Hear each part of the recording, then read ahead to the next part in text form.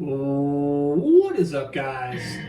It is Tony here, and today we are taking a look at the $200 iMac running CSGO. Now, this is one that I think you guys are going to be really impressed by, because the big benefit here is that CSGO is mostly CPU intensive, and since it's mostly CPU intensive, we should be able to get really good frame rates here with our i7.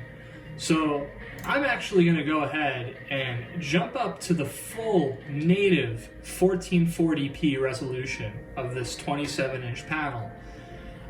We are going to have our settings at the minimum, and we're going to see if it'll run, because that alone would be incredible to have 10-year-old, 11-year-old hardware that cost me $200, wow, look how crisp that looks, running CSGO at a native 1440p. So here we go, arms race. Now, just to recap, for those who don't know, this has a gig of VRAM from an HD 5750 ATI card that is ancient, and that does not bode very well for most games, but CSGO, obviously one of those games that not very graphically intensive at all. And I'm terrible. So, right off the bat, we're getting 60 to 80 frames per second. We're getting in that range. Now we're getting down to 50 all of a sudden. I will admit, it's not the most stable, but we're north of 50. We are not seeing any dips below 50. Oh, there's a 49. So we did see 149.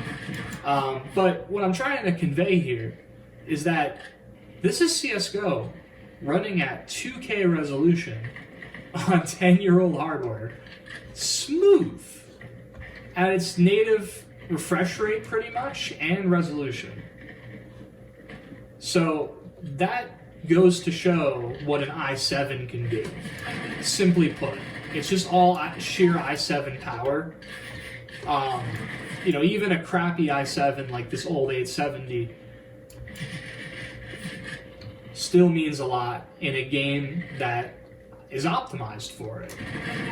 Now, one of the places where the i7, the older i7s really fail is in any game that is more single thread focused.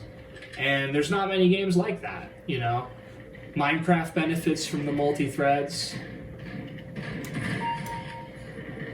CSGO benefits from it.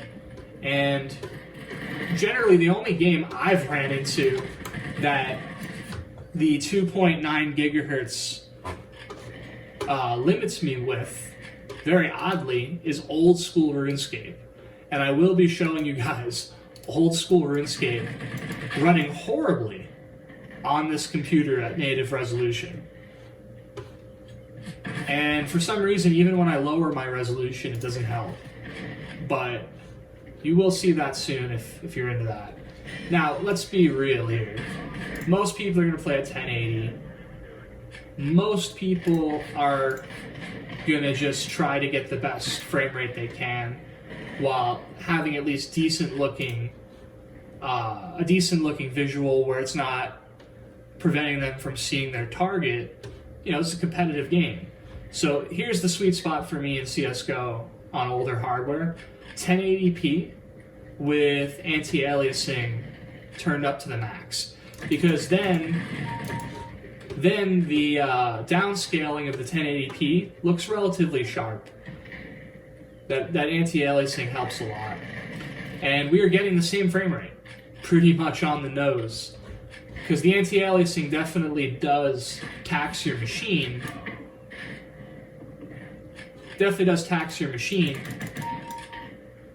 But honestly, this looks better than the 1440p without the anti-aliasing.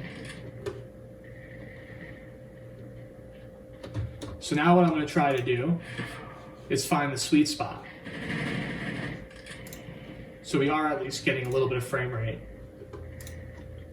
So instead of turning that all the way up to 8x. I think 2x should be adequate.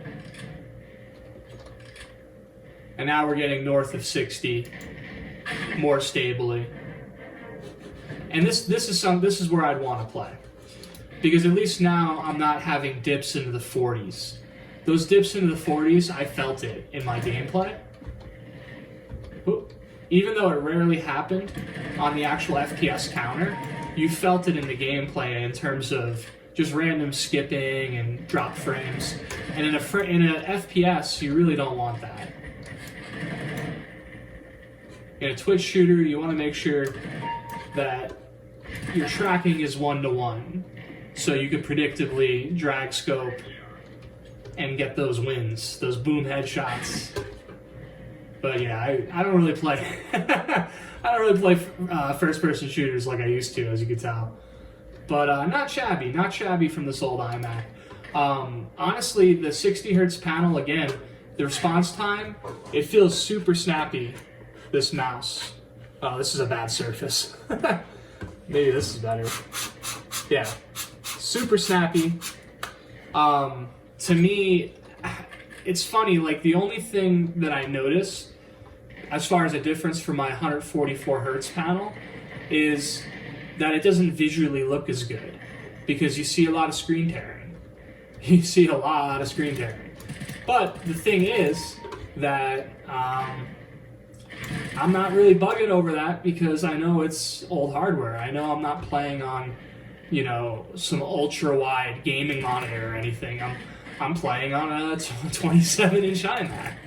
That's not even the 5K model, it's what it is. But the fact that I could actually play and not feel like I'm being handicapped heavily is astonishing. And I think that's something that a lot of people would be surprised by, and is probably one of the main reasons why no one buys these old computers is they see that 60 hertz and they get turned off, but do not, because Apple makes a great panel. Apple and LG make a great panel when they work together. So there you go. Thank you for watching. Hopefully this was somehow informative or helpful to you. If you guys enjoyed this video and want to see more like it, go ahead and subscribe, and I'll see you guys in the next one.